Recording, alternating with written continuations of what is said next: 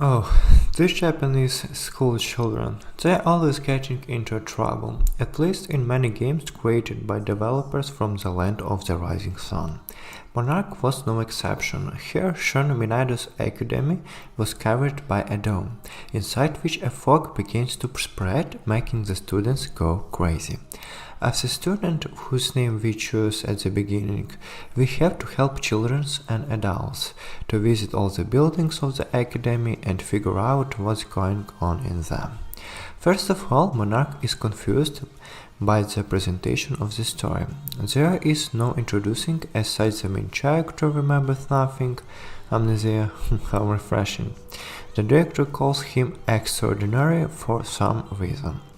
In time this becomes less important, but you can't live feeling as if the meaning of what is happening has not been explained to you completely.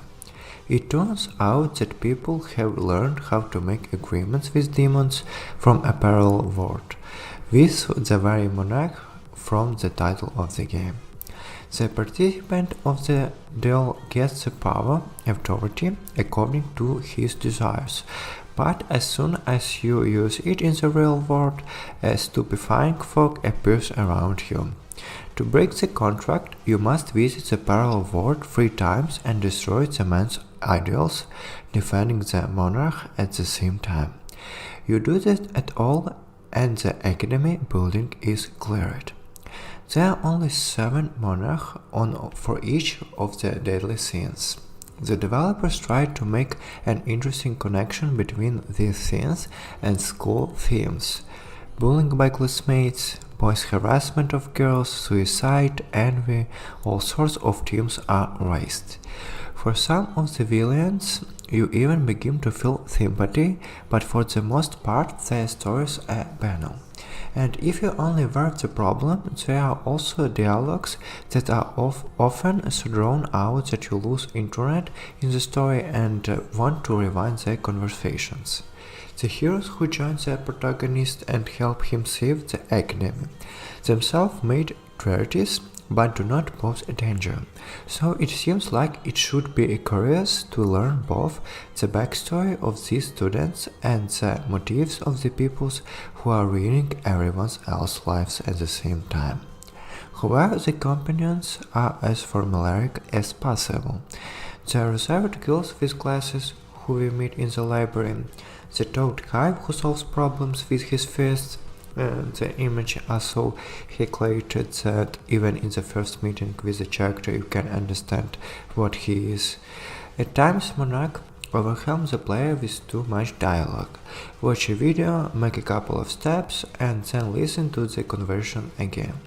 The amount of water in them sometimes going over the top, especially when the new companion come to the doctor or introduce them to old friends.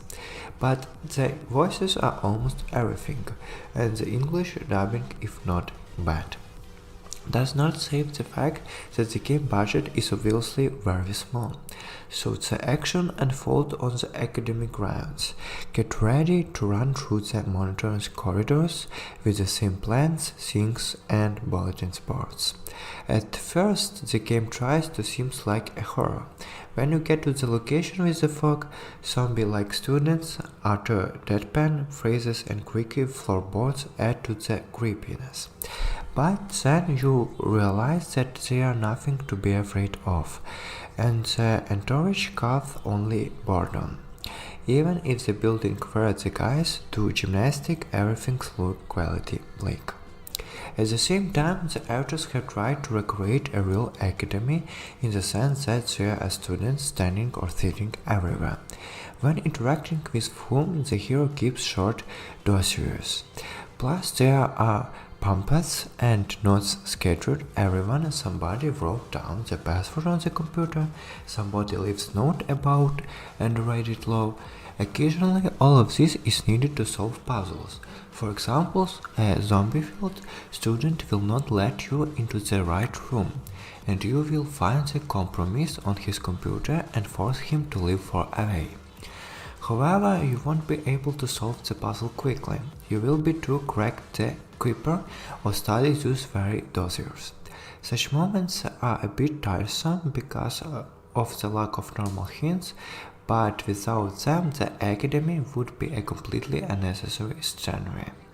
An interesting feature of Monarch is a periodic test that the character is asked to take from time to time.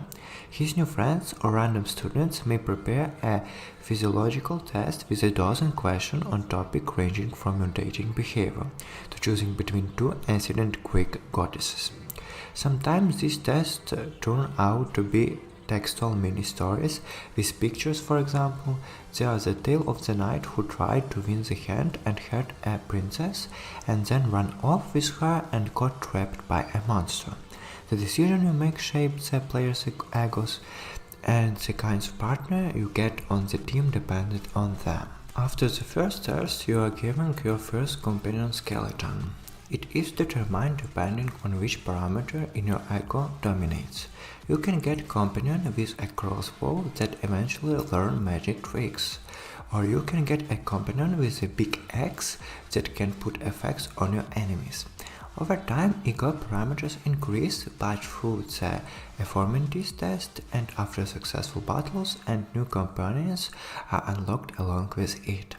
All have their own skills tries to unique features, but actively experimenting with them the game does not allow. The thing is that the authors didn't think about the balance.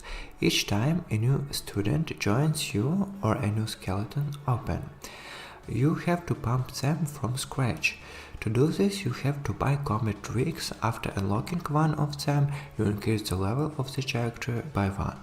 And along with all these parameters like health, defense and attacking power increase. That's just necessary for the living points are coming for all, and give them in the story is not so much. Yes, and the very idea that the level is given for any skill, forcing not to invest all in the perks of interest, and spending points only on cheap and not very necessary. Apparently, this is why you can run additional battles endlessly in the game menu to grind points and get your team ready for the next story battle. This is itself sound and plays dreary, plus it's hard to shake off the feeling that you are not pumped enough. This is especially true for skeleton partners, who are not carry about the ability to buy but also to rest in quality items. And you can take part in the 3 battles and never get a beep that increases the health almost twice as much as the current one. The sad thing is that by the end of the game the problem of green does not disappear. You will constantly be given unprepared for the difficult test or companions. What Monarch really success at is parallel world battles. I thought not everything is perfect with them either. The fights here are turn-based. First of all, characters make a move and then your opportunities to do same. Instead of the unusual attacks, the characters use arts and authorities. The first eats some of their health and the second increase the scale of insanity. When a character goes mad, you will lose control over him, but also his parameters will increase. We will make powerful attacks on the nearest opponent.